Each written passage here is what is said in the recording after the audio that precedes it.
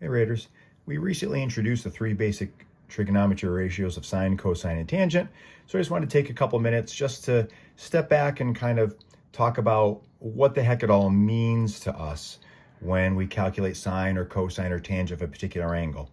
So in this particular example, we're going to take a look at, if you typed into the calculator sine of 30 degrees and hit enter, you're going to get 0.5.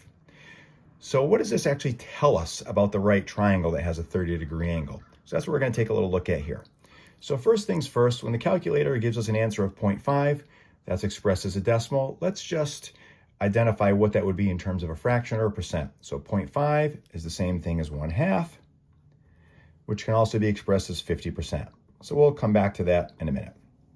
Okay, and remember that we have our reminder phrase of SOHCAHTOA, and you can also write it out where you actually have the direct visual of what specific ratios, where sine is a representation of comparing the opposite side length to the angle you're working with divided by the hypotenuse, cosine, and then tangent with SOHCAHTOA.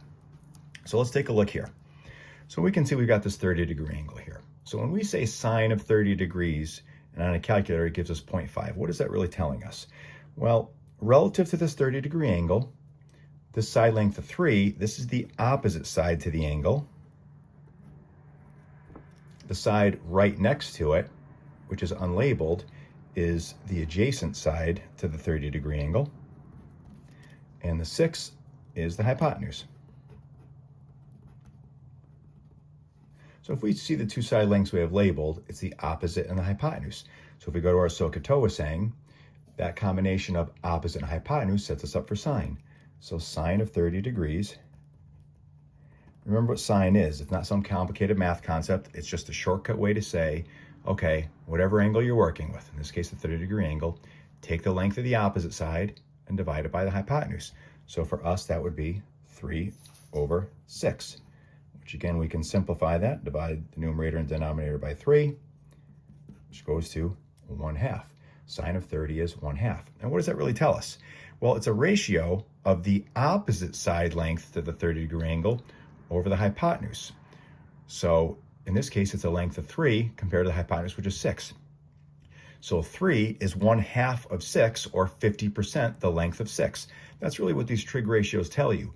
They tell you what percentage one side length is relative to another.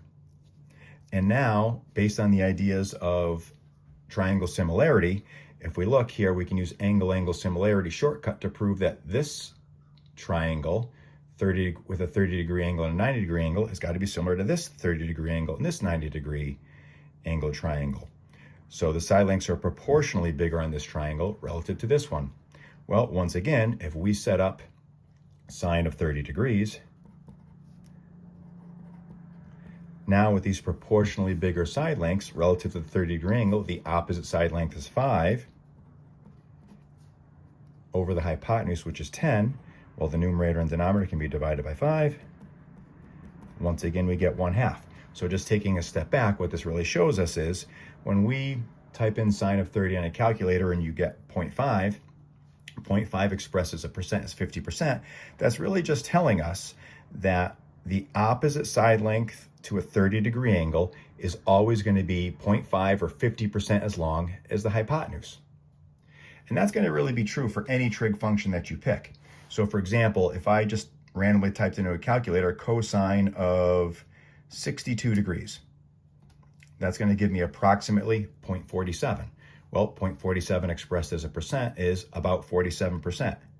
So when you say cosine of 62 degrees gives an answer of about 0.47%, looking at the ratio for cosine, that's the ratio of the adjacent side to the hypotenuse. So what that means is the side length adjacent to the 62-degree angle is going to be about 47% as long as the hypotenuse.